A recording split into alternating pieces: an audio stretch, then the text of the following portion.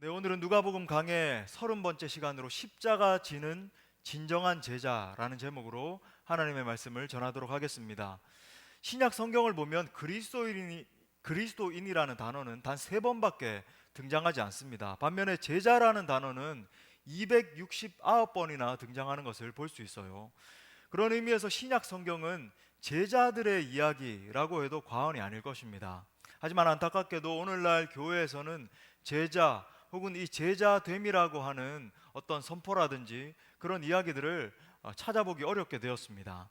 하지만 예수님은 모든 그리스도인 한 사람 한 사람을 그의 제자로 초청하십니다. 마태복음 11장 29절에 보면 이렇게 말해요. 나는 마음이 온유하고 겸손하니 나의 멍에를 메고 내게 배우라. 그리하면 너희 마음이 쉼을 얻으리니 이는 내 멍에는 쉽고 내 짐은 가벼움이라 하시니라. 그러니까 나의 멍에를 메고 내게 배우라. 배우라는 말씀이 누구에게 주어지죠? 배우는 건 누가 배웁니까? 제자들이 배우잖아요. 학생들이 배우잖아요. 예. 제자의 길을 가라라는 말씀이에요. 제자의 길을 걸어갈 때 주님이 주시는 진정한 평안과 안식이 함께하게 될 것이다 라고 말씀을 하고 계시는 겁니다. 여러분, 오늘 우리가 특별히 읽은 이 본문의 말씀은 제자의 길이라 그러죠. 우리가 흔히 제자도 이렇게 말을 하는데 이 제자의 길에 관한 핵심 본문 중에 하나입니다. 그래서 오늘은 이 본문을 중심으로 진정한 제자됨이 과연 무엇인지에 대해서 나누겠어요. 예수님이 제자인 우리에게 정말 요구하시는 것이 무엇인지, 그리고 그 진정한 제자의 길을 걸어가는 것이 과연 어떠한 의미인지를 우리가 함께 살펴보면서 은혜를 나누겠습니다. 첫 번째 포인트는요, 제자들에게는 예수님에 대한 철저한 신앙 고백을 확인하신다는 거예요. 한번 따라합시다. 제자들에게는 예수님에 대한 철저한 신앙 고백을 확인하신다. 자, 누가복음 9장의 구조를 보면 저자 누가가 의도적으로 이 무리와 제자를 구분한다는 것을 우리가 인식을 할 수 있습니다. 자, 10절부터 17절을 눈으로 한번 보십시오. 이렇게 보시면은 유명한 그 오병이어의 사건이 나오는 것을 볼 수 있습니다. 제가 이 오병이어를 왜 강론하지 않았는가, 왜 이렇게 훌쩍 뛰었는가, 여기서 알 수 있는데, 여러분 여기서 보면은 열광하는 군중들을 만날 수가 있어요. 그리고 바로 그 다음에 그것과 극명하게 대비되는 장면이 나옵니다. 오늘 본문인 18절부터 24절에 보면은 예수님과 제자들의 대화가 나와요. 그런데 그 대화의 내용을 여러분 읽으셨지만 한번 보면은 굉장히 대화가 사뭇 진지하고 심지어 비장하기까지 한 그런 뉘앙스로 풍겨집니다. 무리가 나를 누구라 하느냐, 너희는 심지어 나를 누구라 하느냐, 그리고 아무든지 나를 따라오려거든 이러이러해야 된다 라고 하는 말을 하시는 거예요. 자, 오늘 우리가 예수님에게 볼 수 있는 것은 예수님은 군중과 진정한 제자를 지금 확연하게 구분짓고 계시다는 말이에요. 여러분, 예수님께서 군중에게 하셨던 사역은 무엇입니까? 그들의 필요를 채워주셨죠. 그들의 병을 치료해 주시고, 귀신 들린 자가 있으면 귀신을 축사해 내시고, 또 먹을 것을 공급해 주시고, 말씀을 증거하시고, 이 필요를 채워주신 거예요. 반면에 여러분, 제자들과의 대화를 한번 보십시오. 대화가 어떻습니까? 굉장히 급진적이에요. 말 그대로 레디컬합니다. 굉장히 급진적입니다. 제자들에게는 이 군중에게서는 묻지 않으셨던 것을 뭔가를 끄집어내고 계신다는 것을 여러분 보실 수가 있어요. 그들의 어떤 필요를 물으시는 것보다, 너희 어떤 게 필요하냐 이렇게 물으시는 것보다 무엇이 정말로 진정한 제자의 길인가를 가르쳐주고 계십니다. 여러분, 예수님은 우리에게도, 여러분에게도 그렇게 하십니다. 여러분에게도 그렇게 하세요. 여러분, 대중들에게는 필요를 채워주세요. 대중들이 그걸 바라보면서 열광합니다. 그러니까 여러분 보세요. 늘 이 대중들은 자기 문제 해결에 초점을 맞추는 거예요. 물론 우리가 금요일마다 문제 해결을 위해서도 기도하고 그렇게 부르짖습니다만은, 여러분 그게 잘못됐다는 게 아니라, 여러분 그 중심이 자기 문제 해결에 대부분이 가 있다라고 하는 거예요. 여러분, 그것이 대중의 심리입니다. 우리가 너무나 잘 알고 있는 것처럼 이 대중은 나중에 돌변해서 예수님을 십자가에 못 박아 버리죠. 여러분, 그게 대중이에요. 군중입니다. 하지만 여러분, 제자들에게는 다릅니다. 가차 없어요. 그들에게는 제자의 길을 딱 제시하고, 이것이 바로 제자의 길이야 제시하고, 반드시 그것을 따라가야 된다라고 예수님 말씀하시는 거예요. 자, 그렇다면 제자들에게 무엇을 요구하시는가? 가장 우선적으로 제자들에게는 예수님에 대한 철저한 신앙 고백을 확인하십니다. 그렇게 확인하고 계세요. 자, 본문에서 나타나는 제자들과의 대화를 한번 더 깊이 들어보십시오. 2절에 보니까 예수께서 이르시되 너희는 나를 누구라 하느냐? 베드로가 대답하여 이르되 하나님의 그리스도시니라. 여러분, 이 구절의 평행 구절인 마태복음 16장 16절에 보면 베드로가 이렇게 말했어요. 여러분 너무 잘 아시는 주는 그리스도시요 살아계신 하나님의 아들이시니이다. 여러분, 사실 누가복음보다 마태복음이 먼저 쓰여졌다라고 대부분의 학자들이 동의하거든요. 마가복음이 먼저 쓰여졌고 그 다음에 마태복음, 그 다음에 누가복음입니다. 공관복음의 순서가 그래요. 그러니까 주는 그리스도시요 살아계신 하나님의 아들이십니다 라고 하는 본문이 더 정확한 표현일 확률이 더 높은 거예요. 여러분, 이 고백이 제자됨의 핵심 고백입니다. 제자됨의 핵심이에요. 그러니까 예수님의 제자라고 한다면 누구나 진정으로 이 고백을 해야 된다라고 하는 거예요. 그냥 겉껍데기로 뭐 신앙 고백하듯이 주는 그리스도시요 살아계신 하나님, 이게 아니라 정말로 심령을 다해서 이 고백을 할 수 있는 자라야만이 진정한 예수님의 제자라고 하는 거예요. 자, 여러분 보세요. 다시 한번 보시면 군중들에게는 너희는 나를 누구라 하느냐 라는 뭐 그런 질문을 하시지 않았어요. 그냥 그들의 필요를 채워주고 말씀을 가르치셨습니다. 하지만 제자들에게는 다른 거예요. 이 고백을 받아내고야 마셨습니다.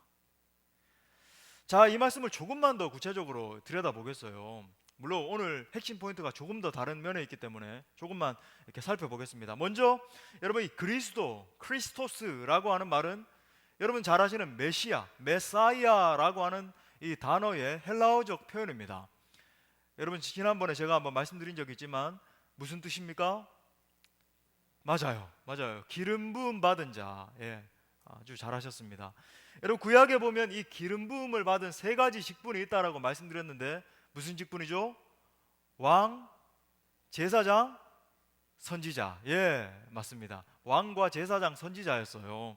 그러니까 예수님이 이 세 가지 직분을 다 가지고 계신다. 그러니까 그리스도의 삼중직이라고 신학적으로 표현을 하는데 이 세 가지 직분을 다 포괄하고 계신다라고 하는 의미입니다. 그러니까 예수님이 왕이라고 하는 의미는 예수님이 통치권을 가지시고 모든 것을 다스리신다. 그리고 이제 제사장이라고 하는 의미는 우리 인간과 하나님 사이가 이 죄로 말미암아 내어졌는데 예수님이 그것을 회복시키시고 연결하시는 그 연결자이시다. 그리고 선지자라는 말은 무슨 의미일까요? 선지자가 뭐랬습니까? 하나님의 말씀을 대언하는 자이시다. 하나님의 음성을 듣고 그 하나님의 말씀을 대언하는 자이다 라고 지금 이야기를 하고 있는 거예요.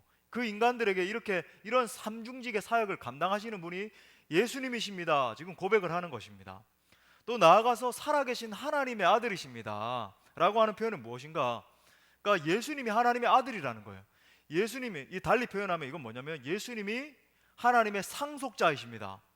더 나아가면 예수님이 하나님의 본체이십니다. 그러니까 아들이라고 하는 것은 그 아버지와 아들의 관계가 그냥 동일한 인물로 취급을 하잖아요. 그 가문으로 따지지 않습니까? 그죠? 동일한 하나님이십니다. 이렇게 고백을 하는 겁니다. 여러분, 이 의미가 뭔지 아십니까? 이 의미는 당시 유대주의가 주던 어떤 관념을 완전히 뒤흔드는 표현이었어요. 당시 여러분, 지금도 사실 마찬가지인데 당시 유대인들은 더 강했죠. 하나님을 유일하신 하나님으로 믿었습니다. 하나님에게 아들이 있다. 이건 말도 안 되는 이야기예요. 당시 유대주의와 완전히 충돌하는 그런 개념이었다고요. 그러니까 유일신을 믿던 유대 사회에 삼위일체 하나님의 신앙을 선포하는 그런 고백이었다라고 하는 겁니다. 자, 주는 그리스도시요 살아계신 하나님의 아들이십니다. 여러분, 아까 말씀드린 것처럼 이것은 제자됨의 핵심 고백입니다. 우리 한번 우리 마음으로, 그죠? 우리의 심령을 다해서 이 고백 한번 해볼까요? 한번 따라합시다. 주는 그리스도시요 살아계신 하나님의 아들이십니다. 여러분, 정말 예수님의 제자라고 한다면 이 고백이 여러분 모두의 심령 가운데서 정말 가슴으로부터 터져 나와야 되는 그런 고백이 되어야 될 줄 믿어요. 아멘이십니까? 자, 그러면 이 고백이 정말로 진정한 나의 고백이 되지 않으면 단순히 뭐 제자 되지 않는 그 정도인가? 여러분, 그렇지 않아요. 사실 이 고백이 내 고백이냐 아니냐에 따라서 삶과 죽음으로 나뉩니다. 여러분, 이것은 그리스도에 대한 신앙 고백이에요. 내가 정말로 예수님을 나의 구주요, 나의 하나님으로, 그리스도 하나님으로 믿습니다 라고 하는 표현이 바로 이 표현입니다. 그런데 여러분, 이 고백이 진정한 나의 고백이 되지 않는다면 어떻게 될까요? 성경은 분명히 말합니다. 요한일서 5장 12절 말씀에서 이렇게 말해요. 아들이 있는 자에게는 생명이 있고 하나님의 아들이 없는 자에게는 생명이 없다. 명확한 명제예요. 아들이 있는 자에게는 생명이 있다. 근데 하나님의 그 아들이 없는 자에게는 생명 없어. 구원받지 못한다는 거예요. 그러므로 이 고백이 단순한 어떤 표가 아니라, 교회에 많이 다니면서 왔다 갔다 하면서 들어왔던 고백이 아니라 여러분의 진정한 신앙 고백 될 수 있기를 간절히 바랍니다. 예. 자, 두 번째 포인트예요. 한번 따라합시다. 제자의 길은 십자가의 길이다.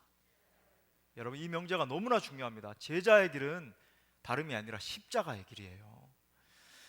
자, 오늘 본문 말씀 너무나 중요한 말씀인데 우리 교회에서는 자주 강조하죠. 23절부터 24절 말씀 우리 다 같이 다시 한번 외우면서 한번 읽어보겠습니다. 시작. 또 무리에게 이르시되 아무든지 나를 따라오려거든 나를 따를 것이니라. 누구든지 제 목숨을 구원하고자 하면 잃을 것이요 누구든지 나를 위하여 제 목숨을 잃으면 구원하리라. 아멘. 여러분, 여기에 이제 23절 말씀을 NIV 성경에서 보면 이렇게 말해요. Whoever wants to be my disciple must deny themselves and take up their cross daily and follow me. 그러니까 whoever wants to be my disciple, 무슨 말이냐면 한글 번역에서는 아무든지 나를 따라오려거든 이라고 돼 있는데 영어를 직역하면 무슨 말이냐면 누구든지 내 제자가 되려면 이라고 하는 표현이에요. 이게 헬라어상 표현과 더 가까운 표현입니다. 누구든지 내 제자가 되려면 이러이러해야 된다. 다시 말하면 예수님의 제자가 되기 위한 조건을 말하고 있는 거예요. 지금 말씀이. 자, 조건 뭐라고 말합니까? 자기를 부인하고 자기 십자가를 지고 나를 따라와야 돼.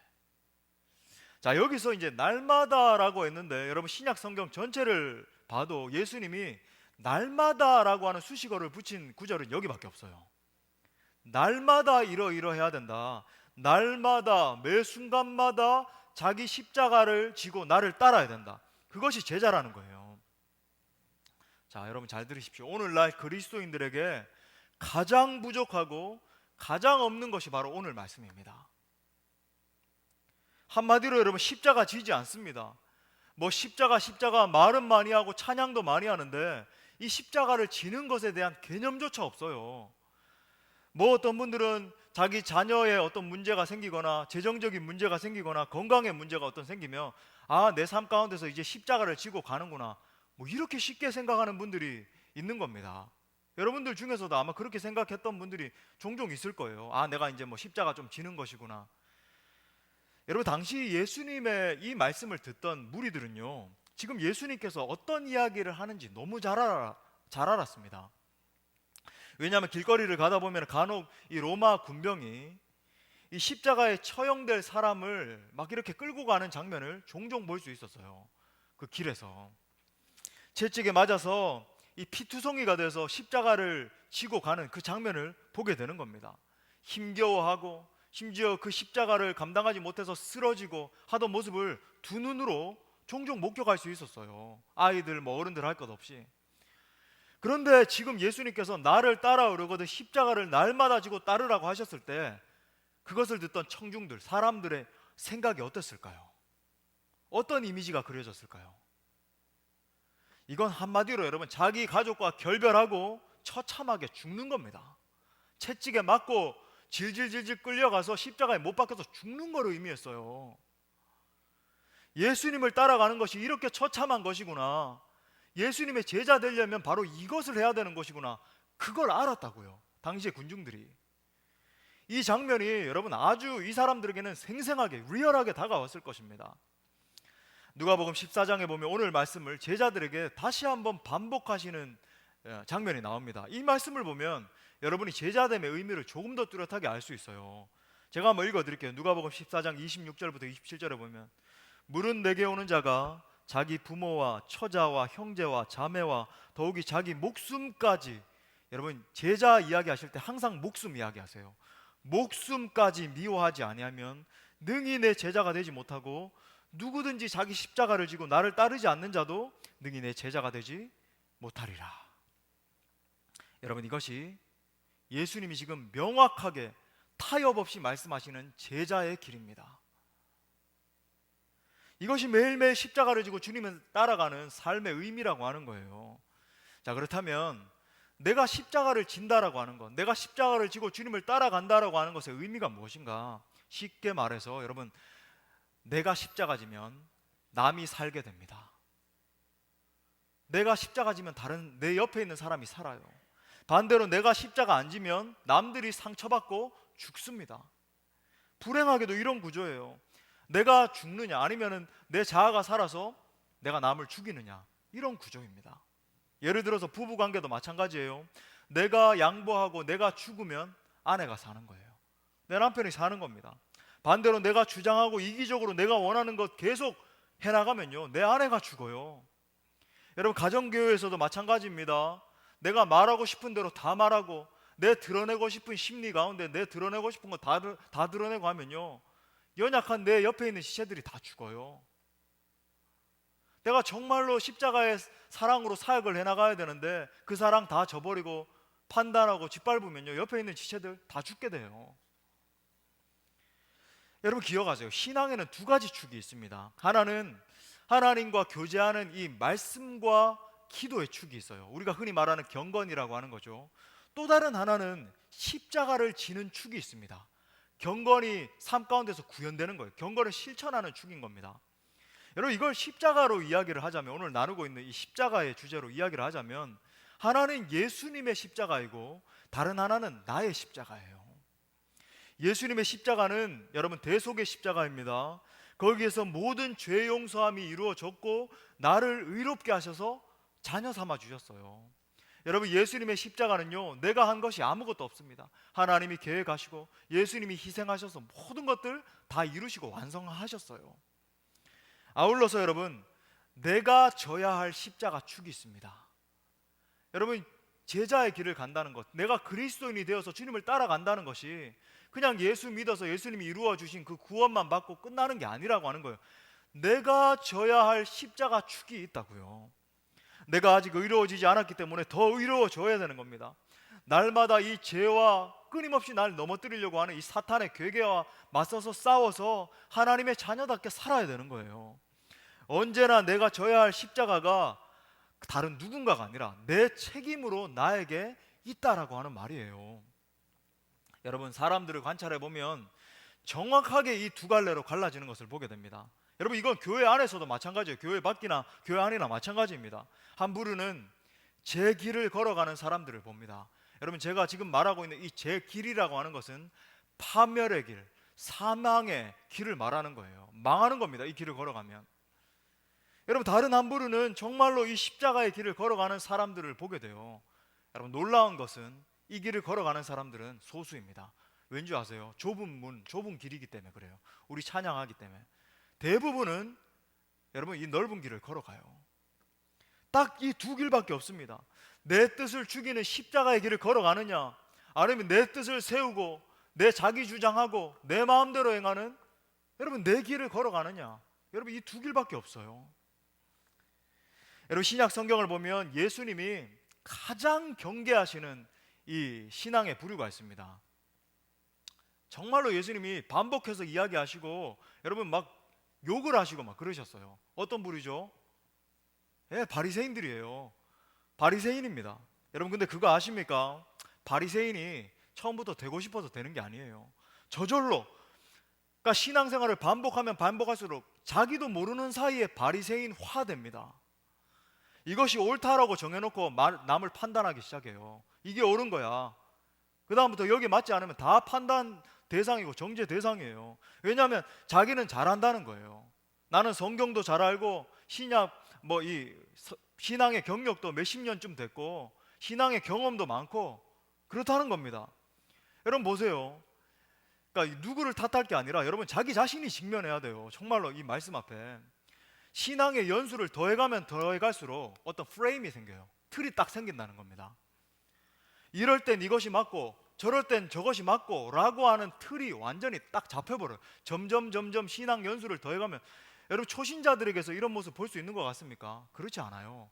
초신자들은요 기껏해야 내가 담배를 못 끊었습니다, 음란한 죄 못 끊었습니다. 물론 이런 죄들도 심각한 죄이고 회개해야 됩니다만 여러분 근데 신앙 연수를 더해가면요 이게 죄인지도 모르고 어떤 프레임을 딱 형성을 해버려요. 틀이 딱 짜여져 버립니다. 그래서 남을 판단하기 시작하고 자기 주장을 펼치기 시작하는 거예요. 절대로 자기가 틀렸다라고 인정하지 않습니다. 하나님의 말씀 앞에도 굴복하지 않아요. 내가 맞는 거야. 상대방이 상처받고 쓰러져도 상관없어요. 오로지 내 주장대로 돼야지만 그게 맞는 겁니다. 한마디로 점점 더 바리새인화 되는 거죠. 자기가 바리새인이 된지도 모르고. 여러분 그 바리새인이 여러분 기억하세요. 그 바리새인이 결국 예수님을 십자가에 못 박았다는 것을 기억하십시오. 그리고 여러분 그뿐만이 아니라 기독교 역사를 통전적으로 전체적으로 볼 때 교회들이 분열하고 싸우고 교회가 망한 것도 전부 다 이것 때문이라는 것을 여러분 반드시 직면하십시오. 이 길은 필경 파멸의 길, 사망의 길이라는 것을 기억하셔야 됩니다. 여러분 명심해서 듣길 바랍니다. 교회의 핵심이 십자가라고 하는 것, 십자가를 지는 것이라고 하는 것을 말씀하시는 분이 예수님이세요. 여러분 본문의 평행구절인 마태복음 16장에 보면은 예수님께서 제자들을 가르쳐 주시기 직전에 교회론에 대해서 말씀하시는 것을 보게 됩니다. 여러분 집에 가셔서 다시 한번 읽어보십시오. 베드로가 정말로 정확하게 신앙 고백을 하잖아요. 주는 그리스도시요 살아계신 하나님의 아들이십니다. 이렇게 고백을 합니다. 그리고 나서 마태복음 16장 17절부터 19절에 보면 예수님이 이 교회에 대한 거대한 비밀을 알려주세요. 자, 베드로야, 너가 정말로 잘 고백했어. 너의 이 신앙 고백 위에 내가 반석 위에 세운 것 같은 그 교회를 세우게 될 거야. 너의 신앙 고백 위에 세울 거야. 이 교회를 음부의 권세가 이기지 못한다. 사탄의 권세가 이기지 못한다. 그리고 내가 너에게 천국 열쇠를 주겠다. 우리 신앙인들에게 다 말하는 거예요. 천국 열쇠를 줄 거야. 너가 이 땅 가운데서 매면 하늘에서도 매이는 역사가 일어날 것이고 너가 이 땅 가운데서도 풀면 하늘에서도 풀리게 될 거야. 이것이 바로 내가 세우게 될 교회의 비밀이야. 사탄의 권세를 꺾고 이 땅 가운데 하나님 나라를 선포할 교회의 비밀이 바로 이거야 라고 주님이 알려주신 거예요. 자, 근데 바로 그 다음에 예수님이 뭐라고 하셨냐면 교회를 세우는 가장 핵심적인 요소에 대해서 말씀하십니다. 그게 뭡니까? 십자가예요. 내가 3일 만에 죽고 3일 만에 부활한다라고 말씀하셨습니다. 여러분 부활은 십자가를 확증하는 것이라고 제가 종종 말씀드렸죠. 그렇기 때문에 예수님이 지금 십자가에 대해서 말씀하셨다라고 여러분 봐야 돼요. 자, 십자가가 교회를 세우는 가장 중요한 핵심이야 말씀하신 겁니다. 자, 심지어 베드로가 뭐라 그랬어요? 주님, 이 십자가 지실 수 없습니다. 이 고난 지실 수 없습니다 라고 했을 때 예수님 뭐라 그러셨습니까? 사탄아 내 뒤로 물러가라 그러셨어요. 무슨 말이냐면 교회의 목적을 이루는 것, 교회의 존재 목적을 이루는 것은 정말 십자가를 지는 것인데 그 십자가를 지는 것을 막는 그것은 사탄적인 것이라는 거예요. 그래서 베드로 보고 너는 사탄이야. 방금 신앙 고백에서 칭찬받았는데 바로 뒤돌아서서 사탄 소리 듣는 겁니다. 예. 십자가 지는 것을 막는 것은 사탄적인 것이야. 그리고 오늘 이 말씀을 하신 거예요. 정말 교회를 세우는 그 비결이 뭔지 아니? 뭔가 일 진행 잘하고 뭔가 잘 돌아가고 너희 생각대로 되고 그거 아니라는 거예요. 핵심이 뭐냐면 마태복음 16장 24절 이에 예수께서 제자들에게 이르시되 누구든지 나를 따라오려거든 누구든지 내 제자 되려면 자기를 부인하고 자기 십자가를 지고 나를 따를 것이니라. 그럼 믿으십니까? 한마디로 십자가를 지고 주님을 따르는 것이 교회의 핵심이라는 말씀이에요. 여러분 교회의 모든 일들은 십자가 지는 일들입니다. 여러분 교회에서 사역을 감당하면서 십자가 지지 않고 되는 일이 있습니까? 아무것도 없습니다. 여러분 이것을 바꾸어 말하면 십자가 지는 것 없이 행하는 교회의 모든 사역은 사실 가짜예요. 히브리서 6장에 보면 이것을 죽은 행실이라고 말합니다. 그 죽은 행실에서 벗어나서 회개하라고 이야기를 하고 있는 거예요. 십자가 지지 않고 그냥 뭐 인간적으로 하는 사역들, 인간적인 경험으로 인간적인 어떤 머리 굴려서 하는 그 모든 사역들은 사실은 가짜예요. 심각한 말입니다. 여러분 보면요, 마귀는 다른 것들은 방해하지 않아요. 주일 성수하는 것도 뭐 주일 성수 많이 해라, 그렇게 내버려 둡니다. 11조 하고 헌금 생활하는 것도 그래 그것도 신앙생활의 한 부분이지, 잘 하라고 격려해요. 심지어 전도하고 선교하는 것도 그렇게 잘해 이야기를 합니다. 그런데 여러분, 우리가 내 자신을 죽이고 내 자신을 내려놓고 십자가 지기로 결단하면 여러분 필사적으로 사단이 방해해요. 목숨 걸고 방해합니다.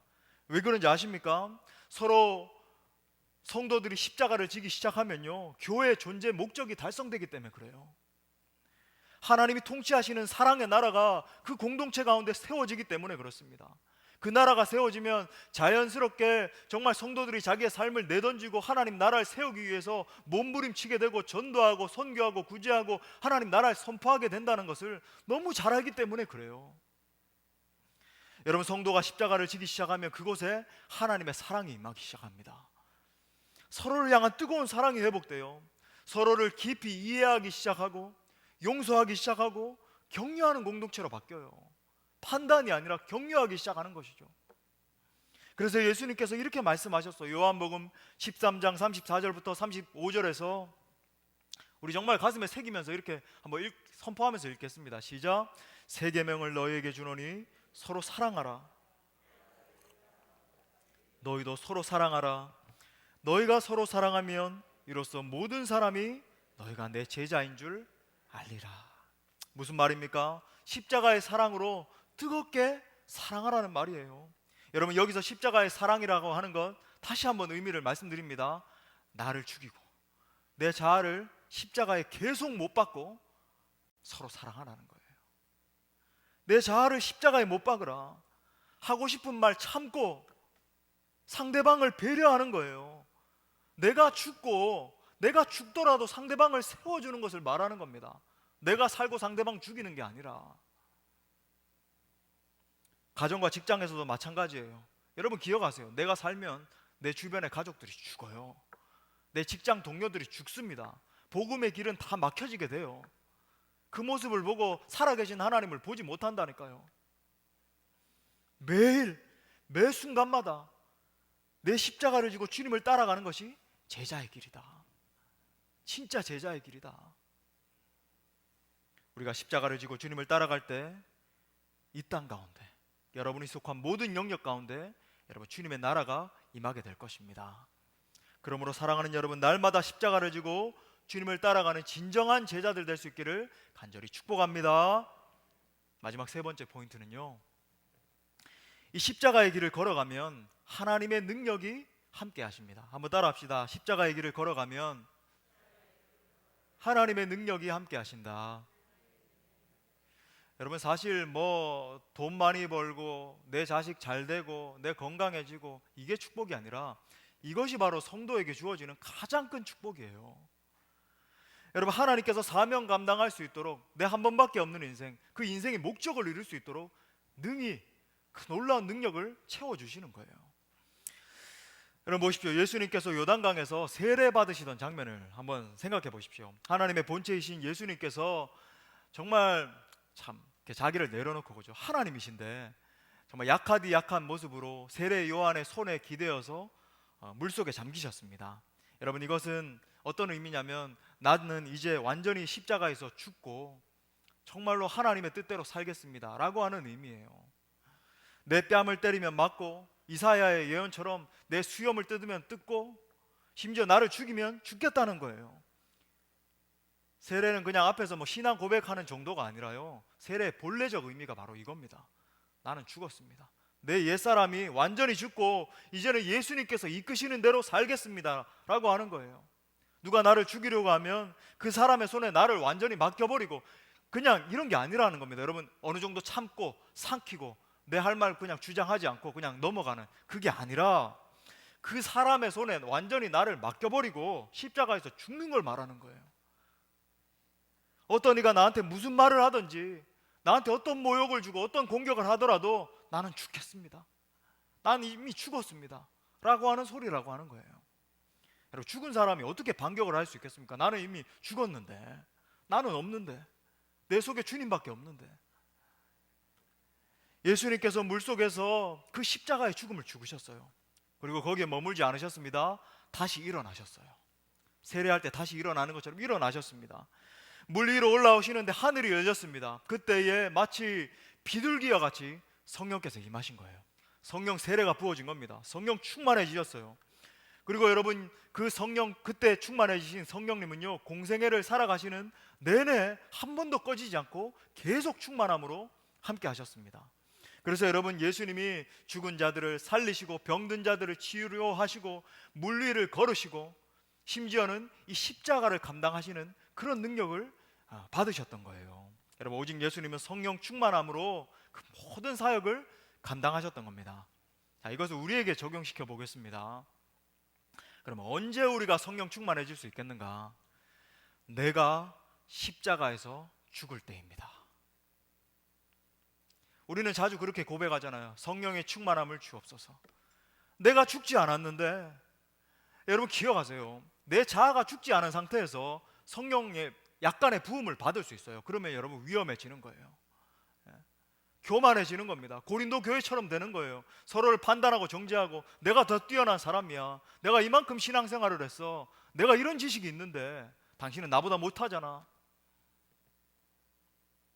여러분, 근데 언제 진정한 성령 충만을 받을 수 있는가? 예수님처럼 내가 십자가에서 죽을 때예요. 사도행전 2장에 나오는 원리와 동일합니다. 여러분, 사도행전 2장 38절에서 베드로가 이렇게 말해요. 베드로가 이르되 너희가 회개하여 각각 예수 그리스도의 이름으로 세례를 받고 죄사함을 받으라. 그리하면 성령을 선물로 받을 것이다. 내가 예수 그리스도의 십자가에서 죽을 때에, 그러니까 단순히 세례를 받으라는 게 아니라 이거 죽음을 의미한다는 것을 말하는 거예요. 내가 십자가에서 완전히 죽을 때에 성령의 충만함을 받을 것이다. 여러분, 십자가에서 완전히 죽을 수 있기를 바랍니다. 자, 그렇다면 어떻게 그러면 이 성령 충만함을 유지할 수 있습니까? 내가 죽을 때 성령 충만함이 임하는 것이라면 어떻게 유지할 수 있나요? 간단해요. 예수님처럼 계속 죽어야 됩니다. 한순간이 아니라 계속 죽어야 돼요. 계속 십자가의 길을 간다라고 하는 것의 의미가 바로 이 의미예요. 예수님처럼 매일매일 십자가의 길을 걸어가야 합니다. 예수님처럼 매일매일 십자가의 길을 걸어갈 때에 더 성령으로 충만케 되는 거예요. 그런 의미에서 매일 십자가의 길을 걸어가는 것이 진정한 부흥의 기초라고 할 수 있어요. 여러분, 제가 말씀드리고 있는 부흥 하는 것은요, 그냥 부흥이 아니라고 제가 말씀드렸죠. 그냥 조금 성장하고 조금 뜨거워지고 그런 부흥은 기대하지도 않아요. 원하지 않습니다. 그걸 위해서 왜 사역을 하죠? 진정한 부흥은요, 온 성도들 가운데 십자가의 이 복음으로 말미암아 가슴 떨려하며 회개하고 자기의 삶을 돌이키고 내 자신을 십자가에 못 박는 그런 변화가 일어나는 것이 진짜 부흥이에요. 내가 진짜 죄인이었습니다. 내가 회개해야 되는데 내가 다른 사람을 판단하고 내가 다른 사람을 죽이고 있었습니다. 진짜 회개하고 하나님 변화시켜 주시옵소서. 각 성도들의 심령마다 그런 변화가 일어나는 것이 여러분 진짜 부흥이라고요. 여러분, 날마다 십자가를 지는 삶이 진짜 부흥인 줄 믿습니다. 여러분 기억하세요. 십자가 없는 부흥은 가짜입니다. 십자가 없는 부흥은 가짜예요. 그런 의미에서 십자가와 부흥은 하나예요. 하나. 사랑하는 형제 자매 여러분, 여러분이 십자가의 길을 걸어가다 보면 절대로 메마르지 않게 됩니다. 늘 기쁨과 평안과 확신과 담대함으로 이 길을 걸어갈 수 있게 돼요. 물론 모든 고난에서 초탈하게 된다는 의미는 아니에요. 우리가 무슨 이 육신을 벗어버리고 전혀 힘들지도 않고 전혀 완전히 그렇진 않잖아요. 다윗도 종종 하나님 앞에 정말 자기 자신의 힘듦을 토로하기도 하고 그런 게 인생의 길입니다. 그런 의미가 아니라 정말 메마른 땅을 걸어가면서 복음 사역을 감당하고 그렇게 걸어간다 할지라도 정말로 힘겨울 때, 정말 어려울 때, 한숨이 나올 때, 눈물이 날 때에도 왠지 모르게 내 속에서부터 생수의 강이 콸콸콸콸 쏟아지는 것을 느끼는 거예요. 힘겨운 마음을 가지고 주님 앞에 무릎을 꿇으면 그 성령님께서 주시는 그 생수의 강이 다시 한번 솟아오르는 것을 느끼게 되는 겁니다. 그래서 하나님의 주시는 그 마음과 기쁨과 평강으로 다시 가득 차오르는 것을 보게 되는 거죠. 요한복음 7장 38절에서 나를 믿는 자는 성경의 이름과 같이 그 배에서 생수의 강이 흘러넘치리라. 여러분, 여기서 말하는 생수의 강은 성령님을 이야기한다라고 제가 말씀드렸죠. 십자가의 길을 걸어갈 때 정말 성령님만이 주실 수 있는 그 위로와 평안과 은혜와 사랑이 넘치게 되는 거예요. 여러분, 날마다 십자가의 길을 걸어감으로 말미암아 여러분의 모든 심령 가운데에 생수의 강이 흘러넘칠 수 있기를 간절히 바랍니다. 우리가 잘 아는 이 윌리엄 캐리는 근대 선교의 아버지라고 하는 별명이 있습니다. 윌리엄 캐리를 통해서 완전 선교의 패러다임이 바뀌어버렸어요. 이분의 전기나 기록을 보면 이분의 열정이 정말로 대단하다는 것을 볼 수 있습니다. 참 전기를 읽을 때마다 느끼는 거지만 어떻게 인도에서 40년 이상이나 사역을 하시면서 이렇게 열정이 대단하고 이렇게 엄청난 사역을 하실 수 있었는가 놀라게 돼요. 윌리엄 캐리는 원래 이 10대 때 평범한 구두 수선공이었습니다. 굉장히 가난했고 그냥 이렇게 구두나 닦던 그런 사람이었어요. 교육 수준도 형편이 없었습니다. 그러다가 19살에 예수님을 뜨겁게 만나게 돼요. 복음을 정통으로 경험합니다. 그래서 완전히 그 삶이 뒤집어지는 그런 역사가 일어났어요. 그때부터 엄청나게 책을 읽으면서 공부하기 시작했고 목사님이 되고 인도 선교사가 되었습니다. 결혼을 해서 아내와 함께 인도로 넘어왔어요. 근데 지금도 인도에 여러분 나중에 저와 함께 가보시면 아시겠지만은 굉장히 열악합니다. 근데 뭐 여러분 200년 전이니까 얼마나 더 열악했겠어요. 형편없었습니다. 당시 사티 제도라고 있었는데 이 젊은 남편이 죽으면요, 아직 아내가 이제 젊다 하더라도 그냥 불태워서 죽여서 화형시킨 다음에 가루로 만들어서 막 이렇게 강에 뿌리고 뭐 그런 참 미개한 제도가 당시에 있었습니다. 또 겐지스 강의 영광을 위한다라고 하면서 이 아이들을 갖다가 갓난 아기들을 갖다가 악어떼가 막 우글우글하는 그 겐지스 강에다가 막 던져 넣었어요. 지금도 저도 겐지스 강에 가봤습니다만은 그 강에 가면은 막 사람들이 막 불태워서 이렇게 막 뭐 제사 드리고 뭐 이런 의식을 행하거든요. 저 막 1시간 넘게 거기서 중보기도 하고 예배하고 그랬습니다만 여러분 뭐 그런 당시였습니다. 안타깝게도 두 부부가 사역을 감당하다가 아들 피러가 말라리아에 걸려서 5살의 나이에 죽었습니다. 그 후에 아내 도로시가 슬픔에 젖어서 반 미치광이처럼 되고 14년 동안 정신병을 앓다가 51세에 죽었어요. 그 모든 기간 동안 윌리엄 캐리가 아내를 방 안에서 혼자 이렇게 돌본 것입니다. 놀라운 것은 이 모든 고통을 겪으면서도 인도에서 정말 그렇게 많은 사역을 감당했다라고 하는 거예요. 윌리엄 캐리는 인도의 언어를 하나하나 배우기 시작해서 3개 언어로, 3가지 언어로 성경을 구약부터 요한계시록까지 완전히 다 번역을 했습니다. 그리고 심지어 학교도 세우고 또 많은 교회를 개척하기도 했어요. 이 18세기 영국에 별명이 있었는데 그 당시에 이제 청교도 혁명이 일어나고 그 이후에 영적으로 완전히 식어졌습니다. 그러니까 영적 암흑기와 같은 그런 시기였는데 이 윌리엄 캐리 때문에 다시 영국이 불타오르기 시작하고 선교 부흥이 일어났어요. 그래서 이 18세기의 별명이 다시 어떻게 붙여졌냐면 The Great Century, 위대한 세기이다 라고 하는 별명이 윌리엄 캐리 때문에 불려지게 됐습니다. 그 후에 이 윌리엄 캐리의 전기가 막 출판되면서 영국의 수많은 젊은이들이 윌리엄 캐리의 삶에 도전을 받고 자신의 삶을 선교사로 드리기로 결정합니다. 자, 우리의 질문은 이거예요. 과연 이런 엄청난 열정이 어디서부터 비롯된 것인가?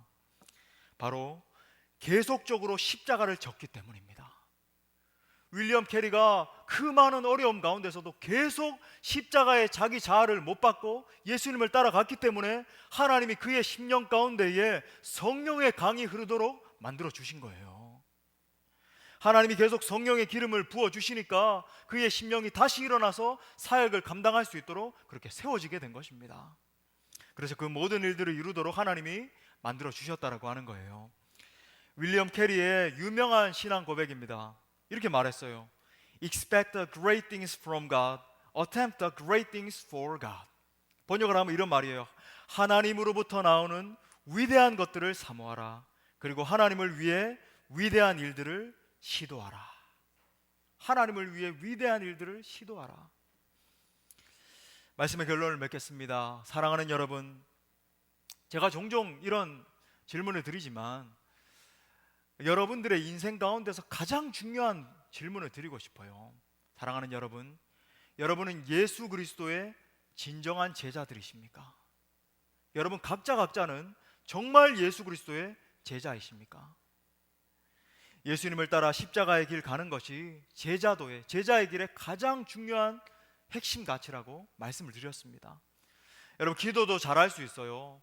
헌금 생활도 잘할 수 있습니다. 어릴 때부터 교회에 다니면서 오랜 시간 동안 신앙생활을 해왔기 때문에 말씀에도 능통하고 여러 가지 다 잘할 수 있어요. 하지만 여러분, 십자가의 길을 걸어가지 않는다면 그건 진짜 제자가 아니에요. 가짜입니다. 그리스도인의 핵심은 예수님 따라 십자가 지는 거예요. 여러분 기억하십시오. 오직 십자가에서만 하나님의 영광이 나타나는 것입니다. 여러분, 오직 십자가를 통해서만 부활의 영광이 나타나는 거예요. 여러분, 그런 의미에서 십자가 부흥이 진정한 부흥임을 기억할 수 있기를 바랍니다. 여러분, 마지막으로 오늘 예수님의 정말 이 마지막 말씀에 귀를 기울이고 말씀을 마무리하겠어요. 오늘 24절 말씀에서 이렇게 말합니다. 제가 읽어드릴게요. 누구든지 제 목숨 이야기하세요. 제 목숨을 구원하고자 하면 잃을 것이고 누구든지 나를 위하여 제 목숨을 잃으면 구원하리라. 여러분, 십자가의 길이 영광의 길이에요. 십자가의 길이 구원의 길입니다. 아무쪼록 여러분 모두가 삶의 모든 순간순간마다 십자가의 길을, 자기 자신을 십자가에 못 박고 그 길을 걸어감으로 말미암아 예수님 주시는 진정한 승리, 진정한 제자의 길을 걸어갈 수 있는 사랑하는 우리 모든 지체들 될 수 있기를 간절히 축원합니다. 아멘. 우리 말씀을 주신 하나님께 영광의 박수 올려드리겠습니다. 다 같이 일어나셔서 뜨겁게 찬양하고 기도하겠습니다.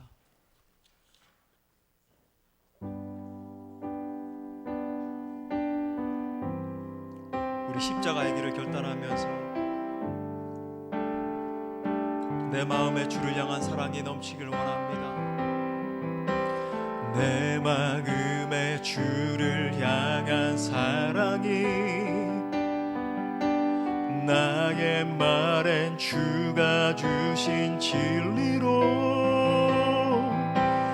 나의 눈에 주의 눈물 채워주소서. 내 입술에 찬양의 향기가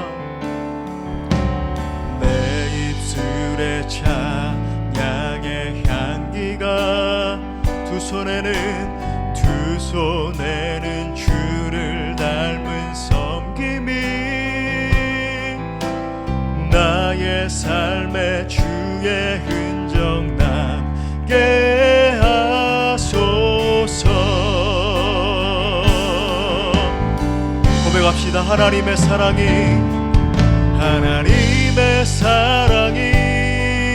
영원히야.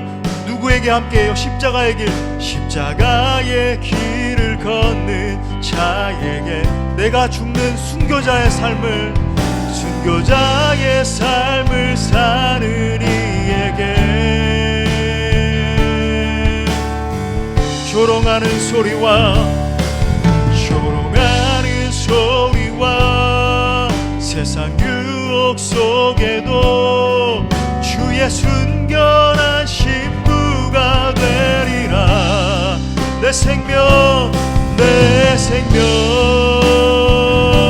주님께 드리리. 우리 다시 한 번 더 믿음으로 십자가를 바라보며 내 마음의 주를 향한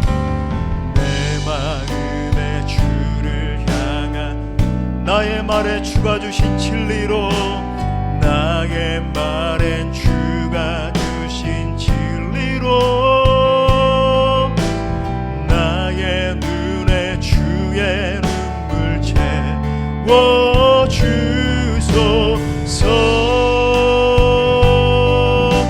내 입술에 찬양의 향기가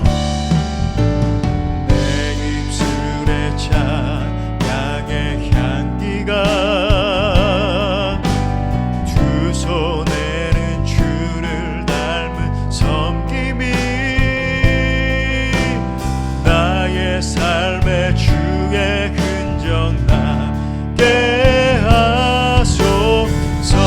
시간 우리가 십자가를 지는 제자의 삶을 살기로 결단하며 두 손을 높이 들고 하나님의 사랑이 영원히 함께하리. 십자가의 길을 걷는 자에게 순교자의 삶을 사는 이에게 아멘.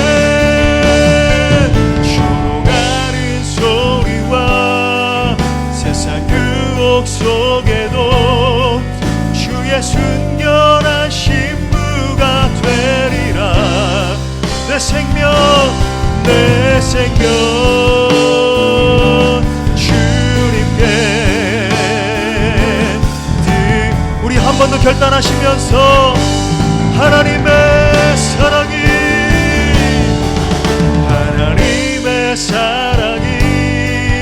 영원히 함께하리. 십자가의 길을 걷는 자에게 아멘 아멘. 순교자의 삶을 사느니 아멘. 주님 그렇습니다. 조롱하는 소리와 세상 유혹 속에도 주의 순결한 신부가 되리라. 내 생명